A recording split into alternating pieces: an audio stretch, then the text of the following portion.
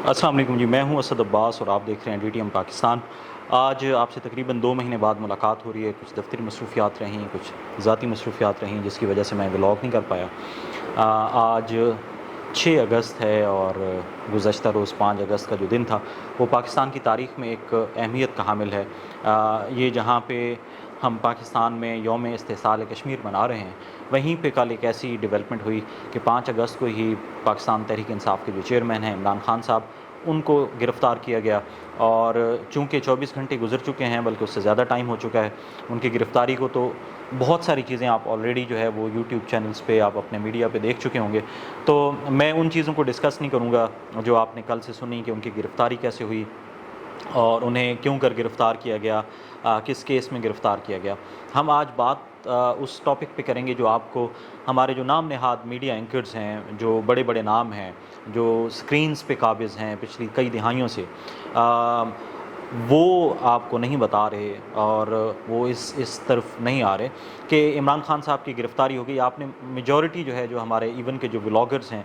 وہ آپ کو اس چیز کے بارے میں بتا رہے ہوں گے کہ جی ان کی گرفتاری کیسے ہوئی، ان سے کس نے ملاقات کی، ان کی آخری بات کس سے ہوئی، ان کا آخری انٹرویو کہاں پہ تھا اور انہوں نے کیا کہا۔ یہ وہ ساری چیزیں ہیں جو آپ نے سنی ہیں۔ اصل بات یہ ہے جس کی طرف وہ نہیں آ رہے اور انٹینشنلی نہیں آ رہے، اور وہ یہ ہے کہ عمران خان صاحب کی جو گرفتاری ہے وہ، اور پھر ان کی جو سزا ہے، اگر وہ نااہل ہو جاتے ہیں تو اس سے پاکستان کو کیا نقصان ہوگا۔ تو ہم تھوڑا سا اس پہ بات کریں گے۔ آپ اور ہم سب جانتے ہیں کہ جب 9 مئی کا واقعہ ہوا تھا تو میں ان چند لوگوں میں سے تھا جس نے یہ بات کی تھی کہ بھائی اس جو عمران خان صاحب کی جو گرفتاری ہے، اس پہ پی ٹی آئی کو کیا نقصان ہوگا۔ جو 9 مئی کا واقعہ تھا اس پہ پی ٹی آئی کو کیا نقصان ہوگا، جی ایچ کیو پہ جو حملہ ہے وہ کیسے ڈینٹ ڈالے گی پی ٹی آئی کی جو، اور عمران خان صاحب کی جو سیاست ہے۔ اس وقت بھی میرے جو دوست پی ٹی آئی سے وابستہ ہیں، انہوں نے میری کافی کلاس لی تھی کہ جی آپ کیا بات کر رہے ہیں، عمران خان صاحب کی گرفتاری کو ایسے کیسے گرفتار کر سکتے ہیں، وہ ایک لیڈر ہیں۔ تو اب حالات نے ثابت کیا ہے کہ واقعی 9 مئی کے واقعے میں جو کچھ ہوا، چاہے وہ پی ٹی آئی نے کیا، اس میں پی ٹی آئی کی انوالومنٹ تھی یا نہیں تھی، عمران خان صاحب کو اور ان کی پارٹی کو شروع دن سے ہی اس کی کھل کے مخالفت کرنی چاہیے تھی اور اس بیانیے کو رد کرنا چاہیے تھا۔ اینی ہو، بہت سا ٹائم گزر چکا ہے اور اب چونکہ عمران خان صاحب گرفتار ہو چکے ہیں تو ہم بات کر رہے ہیں کہ عمران خان صاحب کی گرفتاری سے پاکستان کو کیا نقصان ہوگا۔ سب سے بڑا نقصان تو یہ ہے کہ ہمارے ہاں جو جمہوریت کا ایک تسلسل چل رہا تھا اس کو نقصان ہوگا۔ اس کی وجہ یہ ہے کہ عمران خان صاحب نہ صرف پی ٹی آئی کے بلکہ اس ملک کے اور اکراس دا ورلڈ جہاں جہاں پاکستانی بستے ہیں ان میں سے کافی تعداد جو ہے ان کے لیڈر ہیں، ان کو لیڈر مانتی ہے۔ ہم اس بات کو تسلیم کریں یا نہ کریں، پی ڈی ایم کی گورنمنٹ اس بات کو تسلیم کرے یا نہ کرے، لیکن ہم سب یہ جانتے ہیں اور ہمیں اس چیز کا ادراک ہے، ہماری جو سیاسی حکومتیں ہیں یا ہمارے جو سیاسی رہنما ہیں ان کو بھی اس چیز کا ادراک ہے، اور شاید ہماری اسٹیبلشمنٹ کو بھی اس چیز کا ادراک ہے۔ تو اگر عمران خان صاحب کو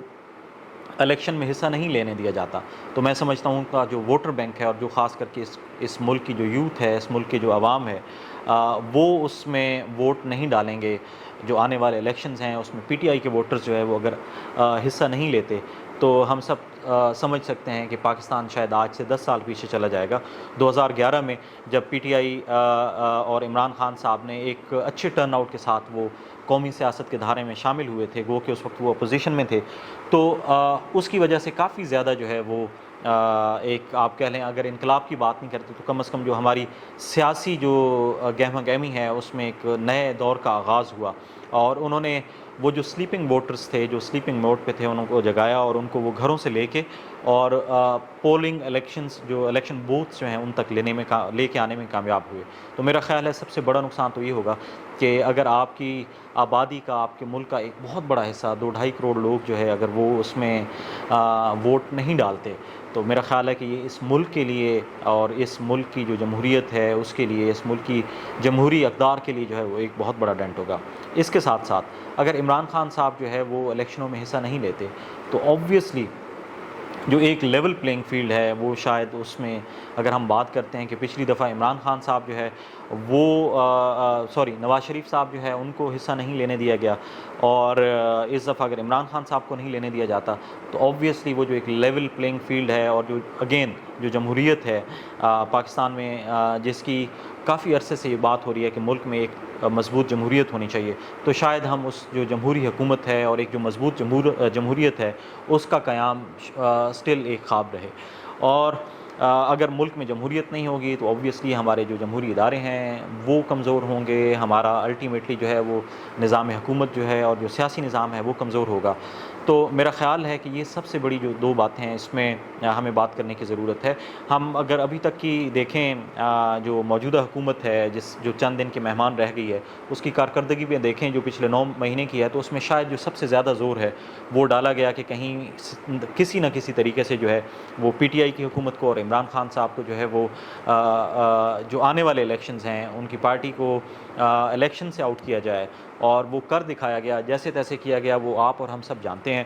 تو میرا خیال ہے کہ اگر اس جیسے اقدامات جو ہیں وہ کیے جائیں گے تو اس کا فائدہ نہ ملک کو ہوگا، نہ عوام کو ہوگا، اور نہ وہ سیاسی لوگ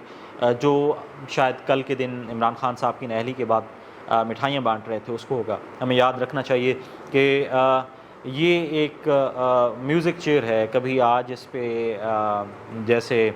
نون لیگ اور پی پی والے جو ہے وہ بیٹھے ہیں، تو کل شاید تھوڑی دیر بعد جو ہے وہ اس پہ پی ٹی آئی بیٹھی نظر آئے۔ تو میرا خیال ہے کہ اس سب میں جو ہے وہ ہماری جو سیاسی جماعتیں ہیں ان کو بھی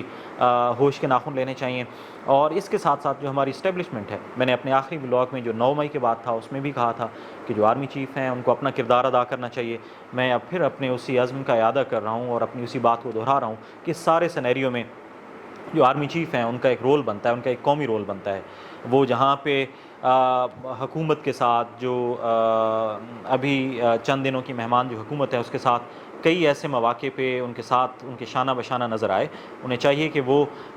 پی ٹی آئی جو ہے جو اس ملک کی ایک حقیقت ہے، آپ نے دیکھا چاہے ان کے پارٹی ورکرز، ان کے جو پارٹی لیڈرز ہیں وہ پی ٹی آئی کو چھوڑ چکے ہیں، لیکن ایک ووٹرز کی ایک بڑی تعداد موجود ہے، تو ان کے جو کنسرنز ہیں ان کو آن بورڈ لیتے ہوئے آرمی چیف کو چاہیے کہ وہ اس چیز پہ بات کریں، وہ اپنا رول اپنا کردار ادا کریں، اور جو نئی آنے والی حکومت ہے اس میں کسی بھی سیاسی جماعت کو وہ اس سے باہر رکھنے کی کوئی بھی کوششیں جہاں بھی ہو رہی ہیں، جس کی طرف سے بھی ہو رہی ہیں، ان کو جو ہے ان کا سدباب کرنا چاہیے۔ اور ہم سن رہے تھے کہ کامران خان صاحب جو دنیا نیوز کے جو پریزیڈنٹ ہیں ان کا ایک کلپ میں دیکھ رہا تھا جس میں وہ آرمی چیف سے اپیل کر رہے تھے کہ جی ہم نے نون لیگ کو بھی دیکھ لیا، ہم نے پیپلز پارٹی کو بھی دیکھ لیا، اس لیے اب اس بار حکومت جو ہے یا اس بار عوام جو ہے وہ آپ سب کی طرف دیکھ رہے ہیں، ان سے ہم تنگ آ چکے ہیں۔ نہیں، بالکل نہیں، ایسا نہیں ہونا چاہیے۔ یہ تمام جو سیاسی جماعتیں ہیں اس ملک کی حقیقت ہیں اور ایک عزلی حقیقت ہیں، بالکل ویسے ہی جیسے اسٹیبلشمنٹ کا رول جو ہے وہ سیاسی کیمپینز میں اور ملک کے جو دیگر عوامل ہیں ان کا کردار چاہے وہ عسکری لیول پہ ہو چاہے وہ انتظامی امور پہ ہو، ایک حقیقت ہے۔ تو کوئی ایسا واقعہ نہیں ہونا چاہیے، اور ہم امید رکھتے ہیں آرمی چیف سے، اور ہم یہ چاہیں گے کہ وہ اپنا کردار ادا کریں، اور عمران خان صاحب کی جو اہلی ہے اس کو روکا جائے۔ اب یہاں پہ چونکہ سیاسی جو ہمارے اکابرین ہیں ان کی کارکردگی تو ہم نے دیکھ لی ہے، کیونکہ عمران خان صاحب کی جو نااہلی ہے اس کا جو فیصلہ ہے وہ کسی فوجی عدالت سے نہیں آیا، وہ ایک سول عدالت سے آیا ہے، اور ایک سیشن کورٹ نے، ٹرائل کورٹ نے ان کی نااہلی کا فیصلہ کیا۔ تو اس حوالے سے جو اسٹیبلشمنٹ ہے